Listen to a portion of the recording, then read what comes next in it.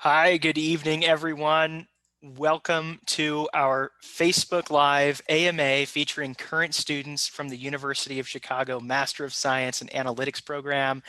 My name is Charles Barkley. I'm Associate Director of Enrollment Management.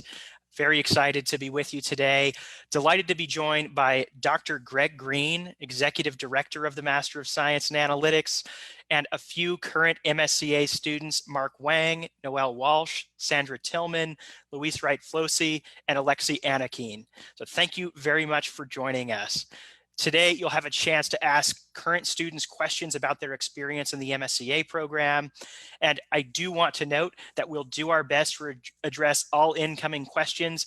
If we don't get to your questions today, fear not. Feel free to send us an email at analytics-admissions@uchicago.edu.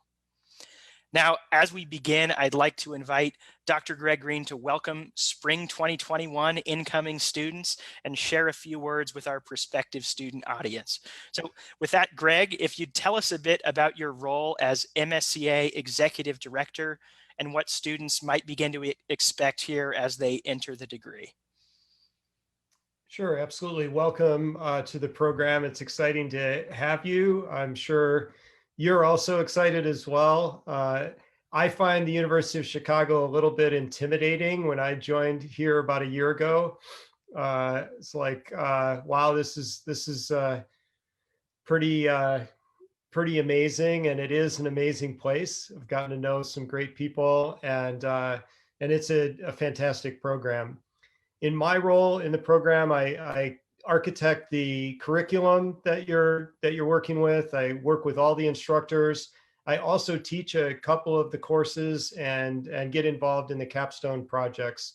So I kind of touch different aspects of the program and have enjoyed getting to know students and the instructors as well. We've got some amazing professionals. If you look at kind of who's teaching in our program, they have some fantastic credentials, and I'm always excited to learn from them. And also the students. I learn from the students all the time. You guys are picking up skills that I would like to pick up as well, and all these new techniques that are out there. So I'm excited about that. As you're joining, it's probably going to be a bit of a crash course. So I'm trying to design your entry into the program to get you a solid foundation and get you prepared to get going without being overwhelmed. So there's some exciting workshops to get started with, and we're trying to bring everybody to the same level in a couple of key areas like statistics and linear algebra, matrix algebra for machine learning, to name a couple of areas. We'd like you all to have a certain level of understanding of those areas and be current in those areas before you dive into the main courses. So, you know, I won't give away all of the exciting stuff you're going to be doing in the next several weeks, but I'm sure you're a little bit nervous about it. So any questions you have, we're here to answer those questions, and I will handle anything I can. But these students who are on the call here who have been through it themselves, they're probably a lot better equipped to answer the questions. So very grateful to them for joining us and being here to answer questions. So with that, I'll give it back to you, Charles, but hopefully I hit the highlights. Absolutely. Thanks very much, Greg. Really appreciate it. So as we begin, I'd like to invite Mark, Noelle, Sandra, Luis, and Alexi to share a little bit about yourself, your academic and professional background coming into the program. And then if you'd tell us, are you in the part-time program, the full-time program, and really how far along in the MScA degree you are. So that's a lot. If you'd give a bit of an introduction. From my screen view, I see working left to right, Noelle, then Luis, and then Alexi, Mark, and Sandra. So Noelle, I'd invite you to share a bit about yourself. Hi, my name is Noelle Walsh. I am a part-time student at the MScA. I'm in my 4th quarter, so I'm just starting to get into the good stuff. And full-time, I'm a senior business analyst at the Federal Reserve. Cool. I'm Luis, and I'm in my final quarter as a full-time student. So I'm finishing up my capstone and taking a class with Greg now, the data science for consulting. Really loving that. And even though I'm not working right now, actually I am as a TA for optimization, um, but I did my internship at Facebook, and I'm going back to Facebook after I graduate. Hi, my name is Alexei. I'm Ukrainian. I'm a full-time student. It's my fourth quarter now. And currently I work as a TA for data mining class. My previous background is international development. Last 3 years I spent in Washington, D.C. at the World Bank Group. Thank you. Welcome. Hi, I'm Mark. Unlike everybody else here, I came to the program straight after my undergrad studies. I got a degree in mechanical engineering, and I'm in the same quarter as Louise. I'm full-time as well, and I'm working part-time as a data scientist in a small consulting company in New York.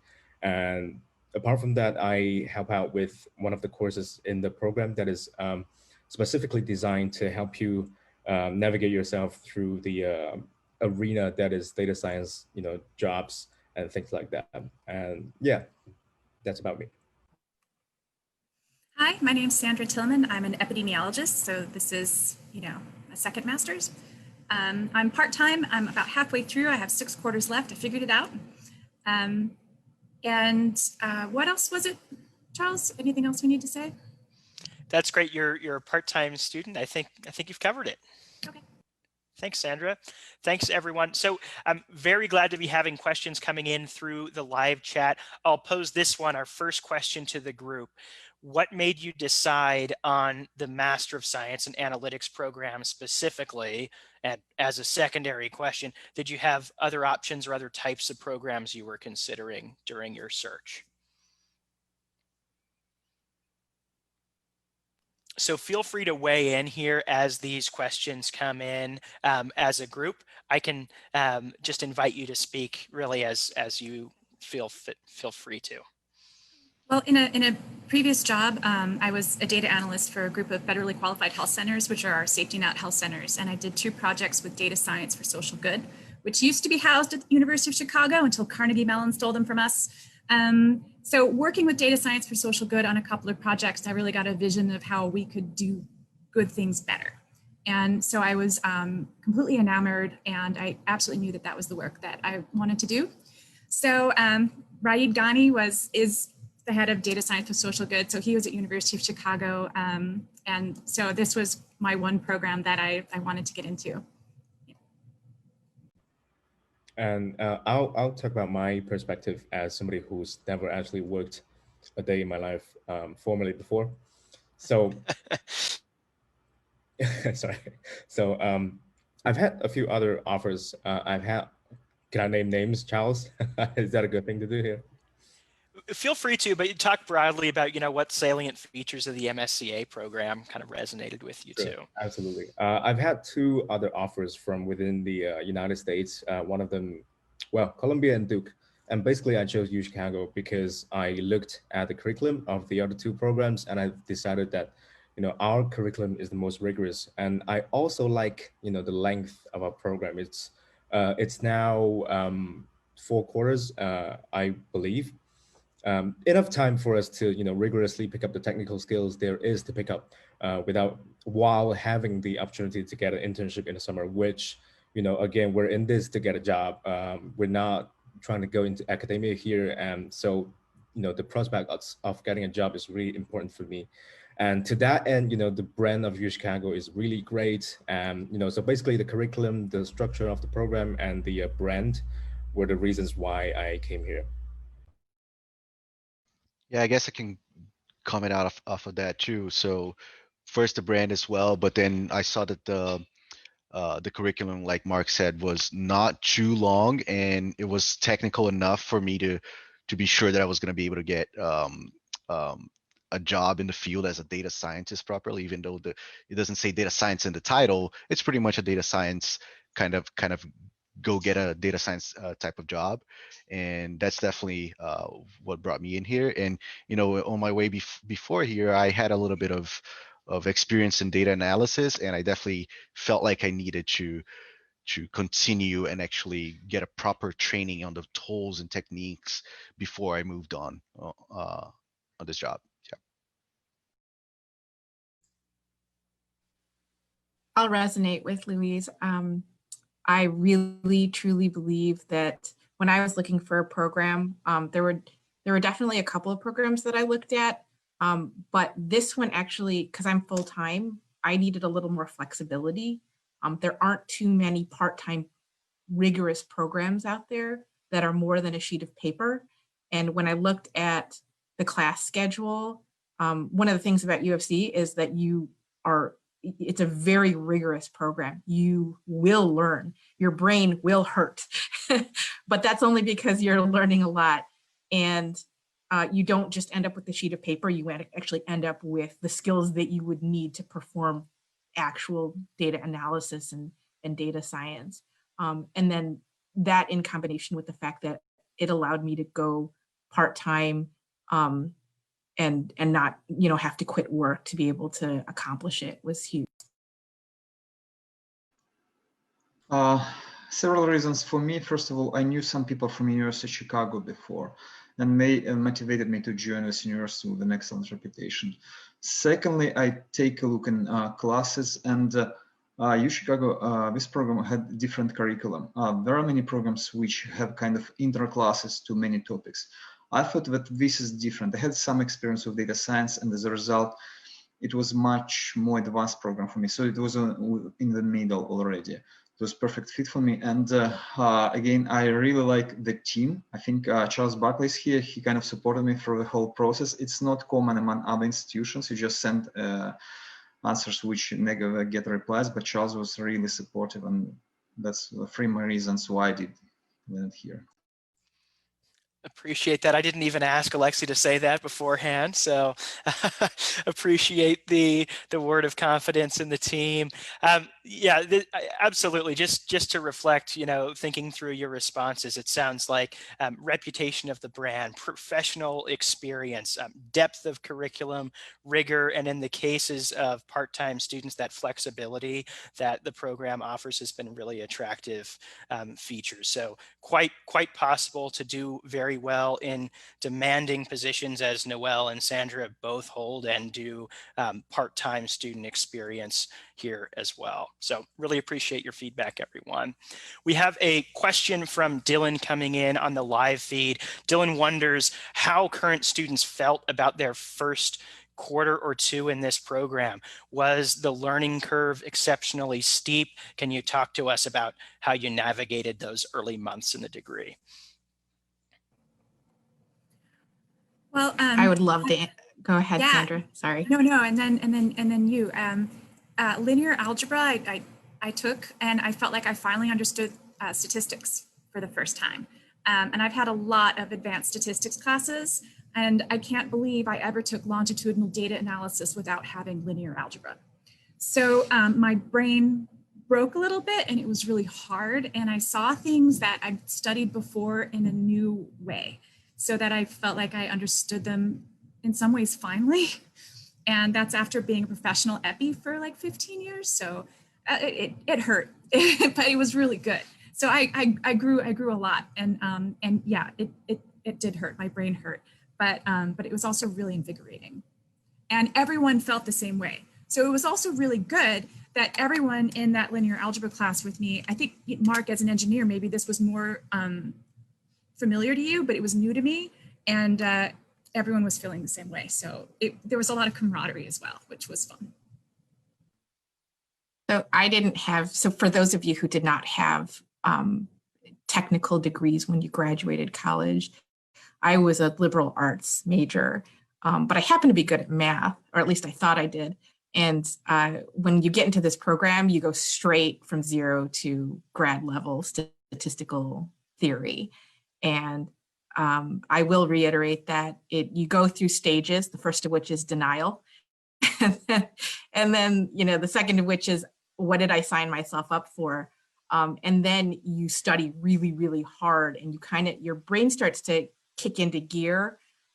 So that boot camp really does a number on you. definitely dedicate the time and love for it, because you will be living it for 30 days. But when you come out of it, ready to go, right? You're ready to go for your next classes. And I'd say the best part about it is, like Sandra said, you're crying in a shower at 11 o'clock at night just before your midterm, but you're doing it with everyone else in your cohort. So it's okay. So it seems that I am also the only engineer here somehow.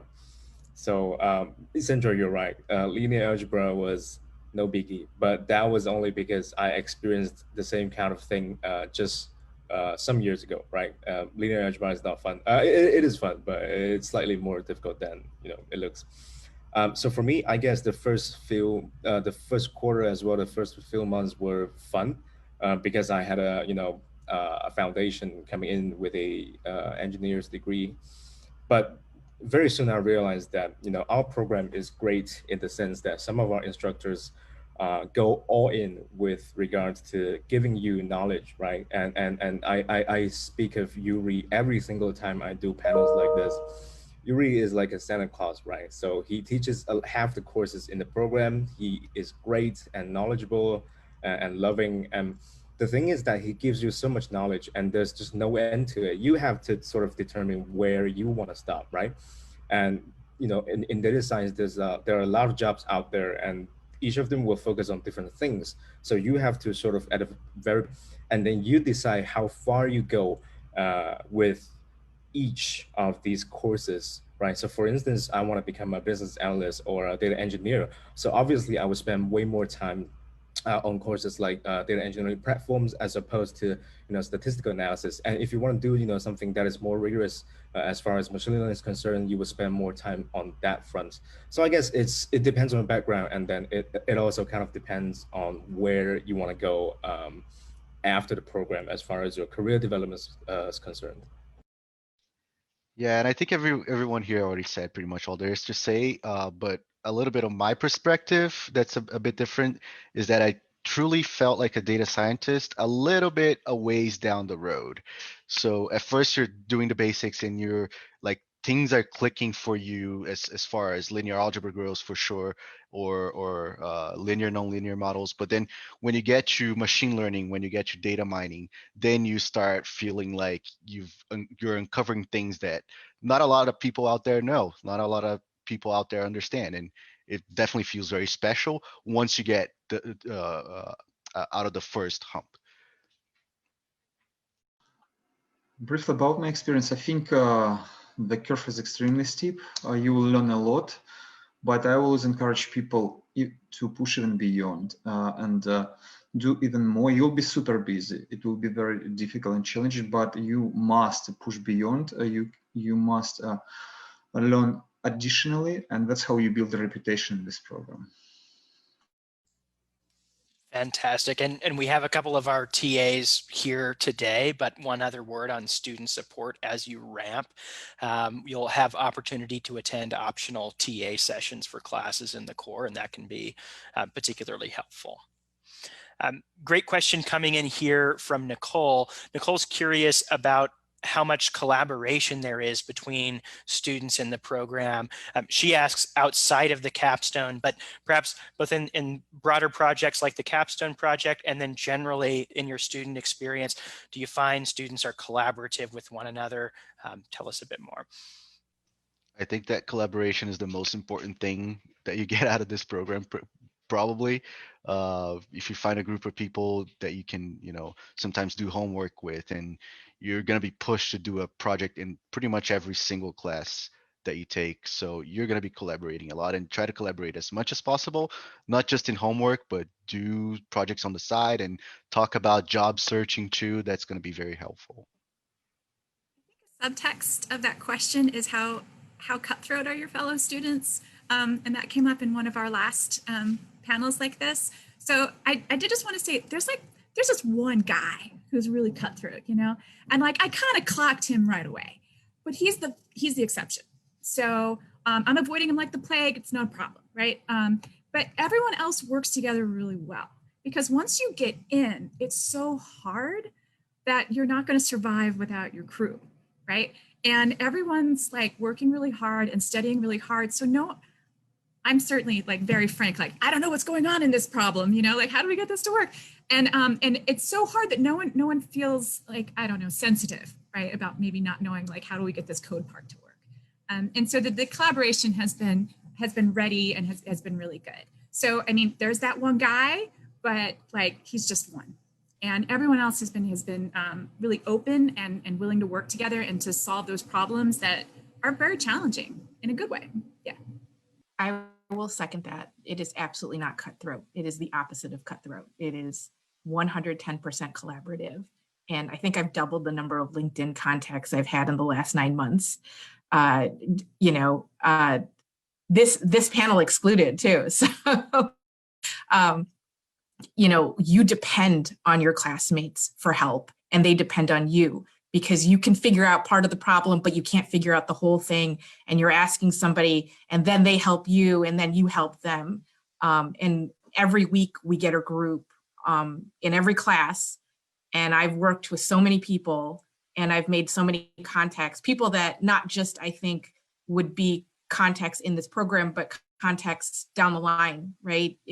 If there's a job opening, they say, I want you, because of my experience working with you in this program, you're awesome.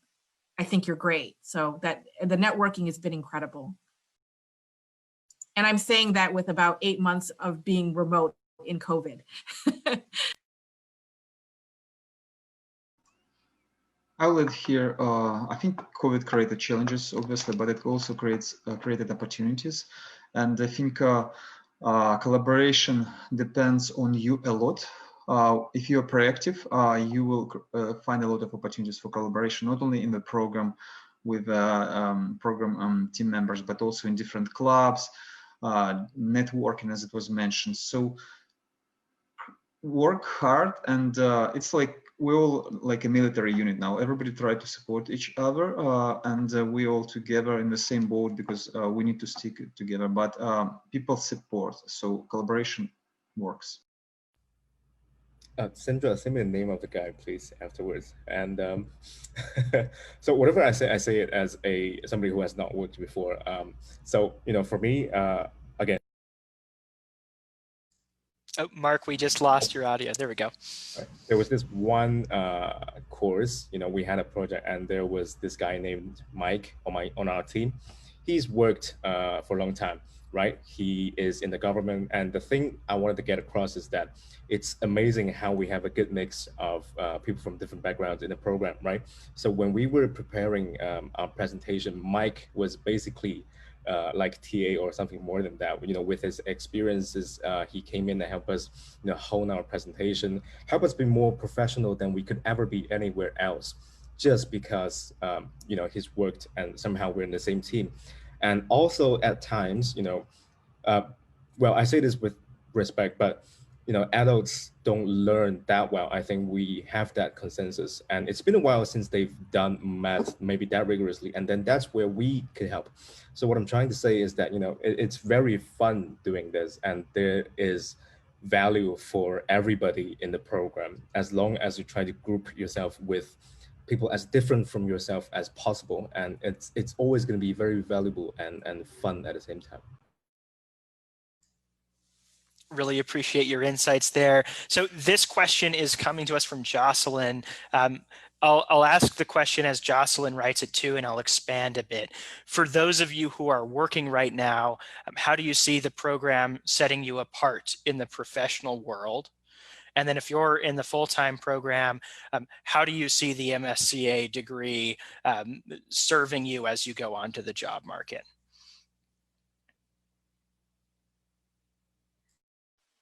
I think it sets you apart in the sense that you already have, somebody who is working. I have 20 plus years doing this. So on one end, I don't need a degree. On the other end, I absolutely positively need to learn stuff that hasn't been covered in the last 20 years, right? So it's not just learning, but it's updating my knowledge and keeping abreast with the latest and greatest. So it's kind of rounding out my experience, like, hey, I have experience, but I also, understand and comprehend the latest techniques in machine learning. Well, let me tell you how it is for me. I'm a Chinese from the Chinese mainland, and I've applied to companies there for internship as well as full-time jobs, right? I've applied to Tencent, I've applied to Alibaba, ByteDance, the company of TikTok. I've never not heard back from them. And I don't always have a internal referral. So what I'm trying to say here is that, you know, the whole program, whatever you put on your resume, the brand, the projects that you do, the stuff that you learn, adds so much value, and it's clearly set me apart, right? And as we all know, there are a few people in China, but I've never not heard back. So that's, you know, testament of value right there. And I've also had, well, I wouldn't say it was a smooth sailing, but I found an internship in the US, and I didn't even do undergrads here. I did my undergrads in the UK. So again, you know, obviously the value add is very obvious, is what I'm trying to say here. And I want to focus a little bit about the projects because I think that, like I said before, you're gonna have a main project in pretty much every single class, and very often you're gonna get to pick the topic of that project. So do spend a while, you know, thinking about what you're gonna do, because that's especially if you're new to the job market, that's what you're going to be talking about as your experience if you're going to be getting an internship or a full-time job. So your projects in class are really going to matter a lot, and you're going to just not only learn so much from it, but you're going to maybe be creating value for a company. You know, you can get data from all kinds of companies out there that they publish some data, and you can do something interesting with it, or just put it out there and make a blog post about it, and people will read your post. So you can get a lot of just from the projects that will help you a lot down the road.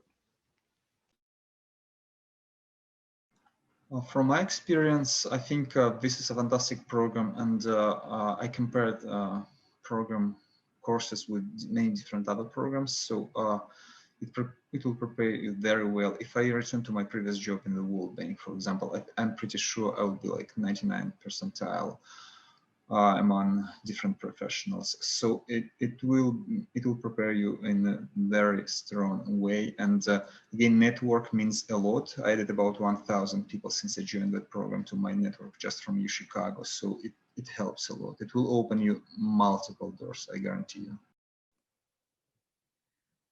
Yeah, I've taught intro biostatistics and SAS programming and research methods and stuff like that. And I always told everyone, like, as baby epidemiologists, like, you need to learn data management or you're not going to get anywhere, right? Like, you need these practical skills. And now those practical skills have changed. So what they teach us, you know, in EpiNerd school is no longer cutting edge. And it's not really what you need to do on the job. And even beyond healthcare stuff, you need to be able to clean data. You need to run more complicated models than just a logistic regression, and combining models and doing cooler stuff like that. So this is the way analytics is going. And I think that any analytic program will be heading in this direction. And if they're not, they're going to die off. So I think it's very important to learn these sort of analytic skills for the future of analytics, no matter what happens. And to do otherwise might be a bit of a waste of time. And saying that as someone who taught the old school stuff, I am reformed, you know.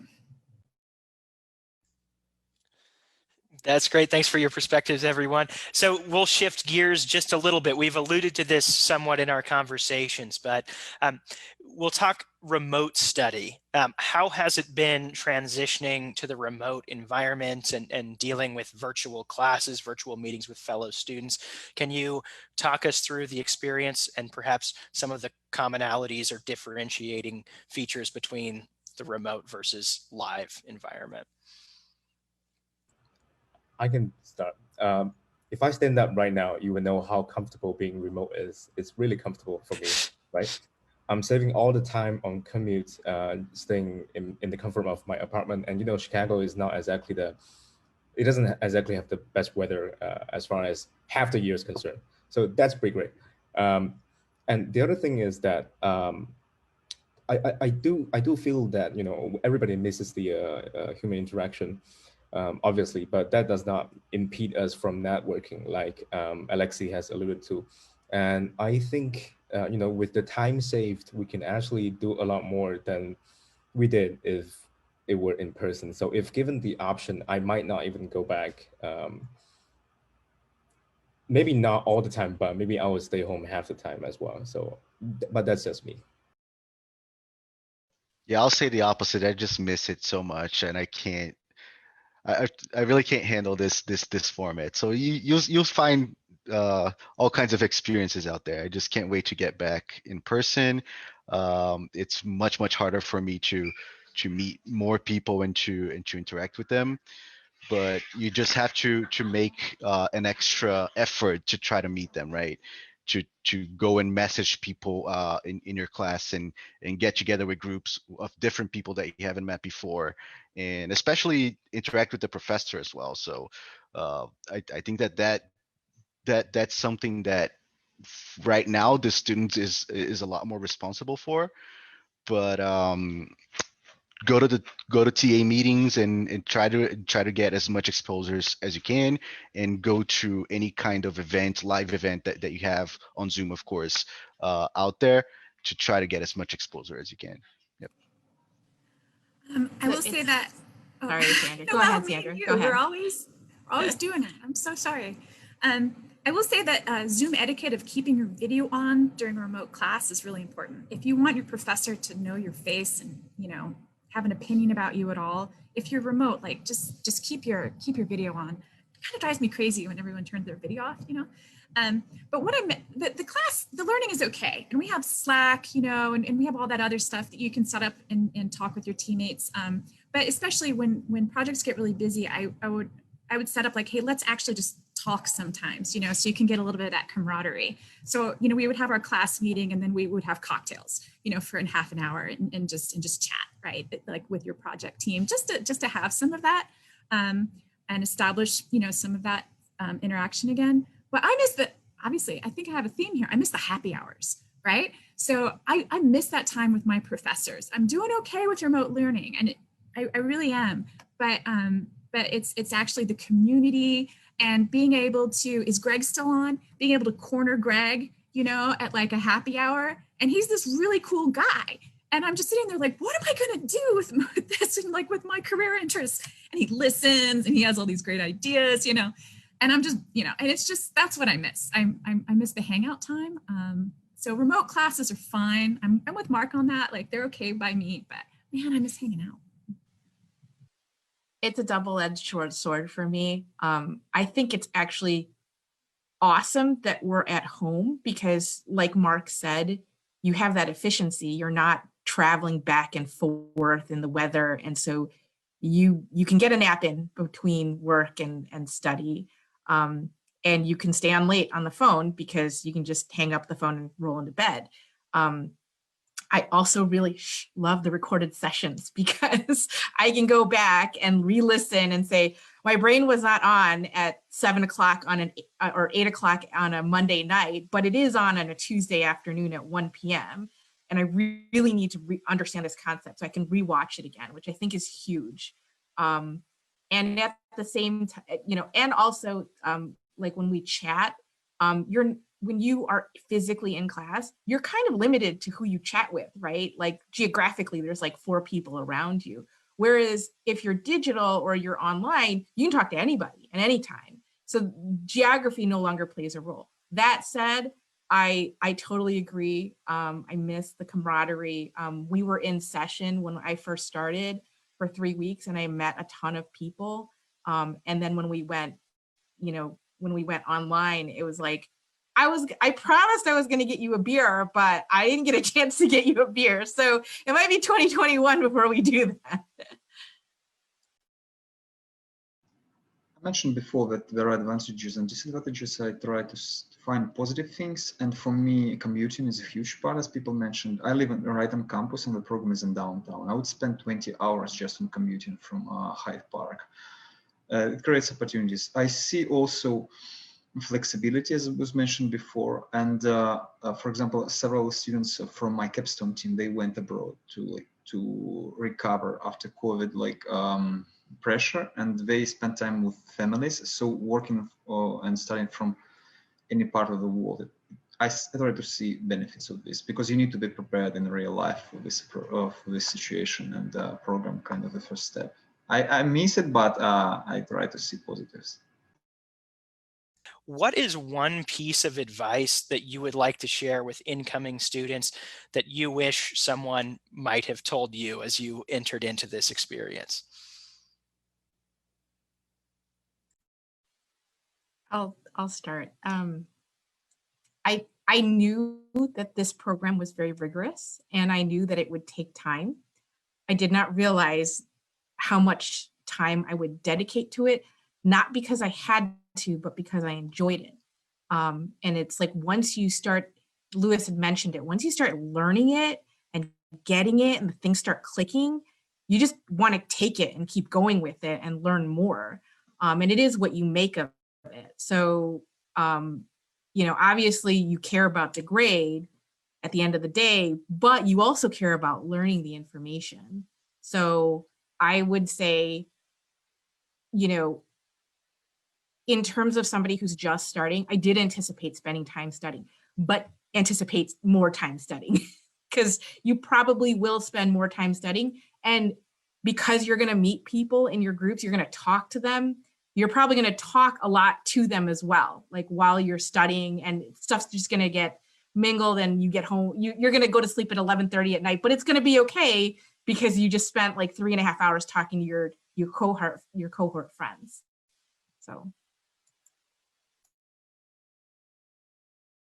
I guess I kind of already gave mine, which is pay a lot of attention to your final projects, especially the ones that you get to choose, and dive deep as much as you can, and take that as an opportunity to really expand on the topic that you're exploring in class. But yeah, I'll try to be short on that one. Yeah, I always tell people this is to, start early, start learning on your own, start early. You don't have to wait for the school to start for you to start. Just start early and apply whenever you can. That's what I wish I had known. I'll pivot from Mark's. I always try to develop like a project agreement, right, with your group. Like, this is how we're going to communicate. This is how we're going to handle code. But then also, like, get a draft in early. Don't leave things till the last minute. So rather than last minute panic early. So that's my phrase I always go with. Just panic early, rather than waiting for that last week to panic, because it's always going to come up that you're going to have to fix some stuff, and the graph you thought would work doesn't work, etc. That's just a given. So make sure you have your final draft done, like a week or two, before the actual due date, so that you can have your revision panics, right? And have time to fix the things that you want to fix. So panic early, get the final draft done way earlier than it's due, because you're all going to freak out and want to change everything, and someone has a separate copy of the code. It's just inevitable. I just want to complete what you said there. Try not to work with too much data in the beginning, at least, because it can be a lot of a pain trying to download and process everything. Just try to limit yourself to like 1 gigabyte at most. Just FYI. Oh yeah, live data sensors, don't do it. I tried. It was horrible. We couldn't process the data at all. Don't do that. Yeah. So I was pretty prepared. I studied in the United States before, but my advice I always give to people: talk to people who are in the same boat before you. Ask about feedback, ask about the recommendation, how to deal with this, how to deal with that. Like, add people on LinkedIn, talk to them, because it will help you to make better data-driven decisions. That's my best recommendation. I talk to Alexi all the time, asking for him for recommendations.